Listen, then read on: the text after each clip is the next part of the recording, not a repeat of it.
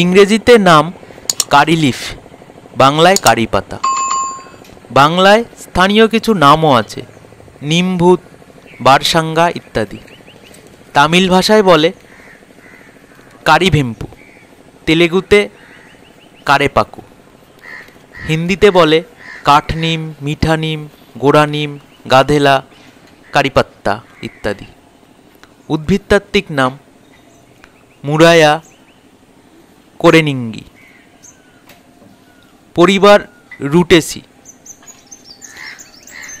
অর্থাৎ কারিপাতা ও কামিনী ফুল গাছ একই গোত্রের। সমুদ্রপৃষ্ঠ থেকে 1500 মিটার উঁচুতে কারিপাতা গাছ জন্মাতে পারে। গাছ মাঝারি উচ্চতায় 5 থেকে 6 মিটার পর্যন্ত হতে পারে। পাতা দেখতে অনেকটা নিম পাতার মতো। পাতায় সালফার ঘটিত এক ধরনের উদ্বায়ী তেল থাকার কারণে সুন্দর ঝাঁঝালো গন্ধ আসে।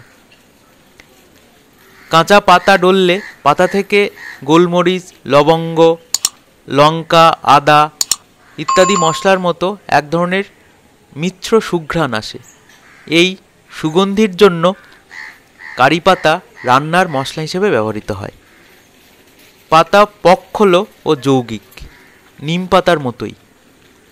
তবে পাতাগুলো ডালের মাথা থেকে চারিদিকে সূর্যরশ্মির মতো ছড়িয়ে পড়ে, তাই পত্রবিন্যাস সুন্দর দেখতে হয়।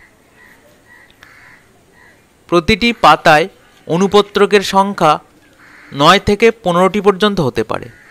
অনুপত্রকের কিনারা খাঁজ কাটা, অগ্রভাগ সূচালো হয়।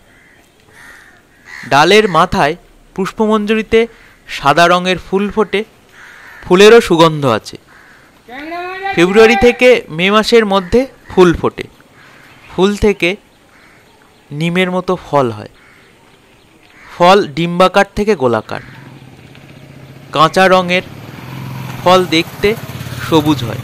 পরিপক্ক হলে তা অনেকটা লালচে থেকে কালো রঙের দেখতে হয়। বীজ থেকে সহজে চারা হয়। সুগন্ধি মশলা হিসাবে সবুজ পাতা রান্নায় ব্যবহার করা হয়। পাতায় 6.1% প্রোটিন, 1% তেল, 16% শ্বেতসার, 6.4% আঁশ ও প্রচুর পরিমাণে ভিটামিন এ এবং ভিটামিন সি আছে। কাঁচা কারি পাতা কয়েকটা জলেতে ধুয়ে রান্নার সময়ে ব্যবহার করলে রান্নায় সুঘ্রাণ ও ঝাঁঝ আসে। মিশ্র সবজি, ডাল ইত্যাদি রান্নাতে কারি পাতা প্রচুর ব্যবহার করা হয়। কারি পাতা শুকনো করে গুঁড়ো হিসাবে কারি পাউডার তৈরি করা যায়। বোতলে ভরে রান্নার সময় তা ব্যবহারও করা যায়, তবে কাঁচা পাতার সুঘ্রাণ অনেক বেশি। কারি পাতা গাছ, শিকড় সবই ভেষজ গুণসম্পন্ন। গাছের শিকড় অশ্বরোগে উপকারী। আমাশয় ও ডায়রিয়া সারাতে কারি পাতা ওস্তাদ। কয়েকটা সবুজ পাতা চিবিয়ে খেলে আমাশয় সেরে যায়। পাতা শেখে ও তার থেকে কদ তৈরি করে খেলে বমিভাব দূর হয়। রেচনতন্ত্রের ব্যথা দূর করতে পাতার রস সেবন করতে পরামর্শ দেন ডাক্তাররা। শরীরের কোথাও কোনো বিষাক্ত পোকা কামড়ালে কাঁচা পাতা ডলে সেখানে উপশম পাবেন। যকৃতের কঠিন ব্যথা সারাতে রোগীদের কারি পাতা গাছের শিকড়ের রস খাওয়ানো হয়।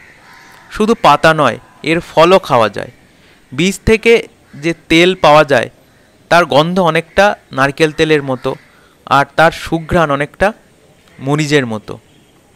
তেল জিভে স্পর্শ করলে ঠান্ডা অনুভব হয়। চাষ কখন করবেন? বীজ থেকে প্রথমে চারা তৈরি করে নিতে হবে। বর্ষার শুরুতে 2 থেকে 3 মিটার পরপর জমিতে চারা গাছ লাগানো যায়। চারা লাগানোর জন্য সব দিকে 0.5 মিটার আন্দাজে গর্ত তৈরি করে গর্তের মাটির সাথে 1 ঝুড়ি গোবর সার মিশিয়ে সপ্তাহ 2 রেখে দেবেন। জুন জুলাই মাসে চারা লাগাতে হবে। প্রতি বছর জুলাই মাসে একবার গাছ প্রতি 100 থেকে 200 গ্রামের মতো ইউরিয়া সার ব্যবহার করবেন। খরার সময় সেচ দিলে উপকার হয়। গাছের বয়স 15 মাস হলেই গাছ থেকে পাতা সংগ্রহ করতে পারেন। তবে কচি পাতা না তুলে গোড়ার দিক থেকে বয়স্ক পাতা তুলে তা ব্যবহার করতে পারেন বা বাজারে বিক্রি করতেও পারেন। ঘরোয়া ব্যবহারের জন্য 1-2 গাছই যথেষ্ট। বাণিজ্যিকভাবে চাষের জন্য বেশি পরিমাণে চাষ করবেন। বর্তমানে কারি পাতা অত্যন্ত জনপ্রিয়, বিশেষত দক্ষিণ ভারতের প্রচুর চাহিদা, তাই এর বাণিজ্যিক চাষও হয়েছে এবং তা খুব লাভজনক। এই গাছে সহজে কোনো রোগ পোকার আক্রমণ হয় না, তাই এর চাষও অনেক ব্যয়বহুল নয়। তো বন্ধুরা, আজ এই পর্যন্ত। আপনারা সবাই ভালো থাকবেন, সুস্থ থাকবেন। ধন্যবাদ বন্ধুরা।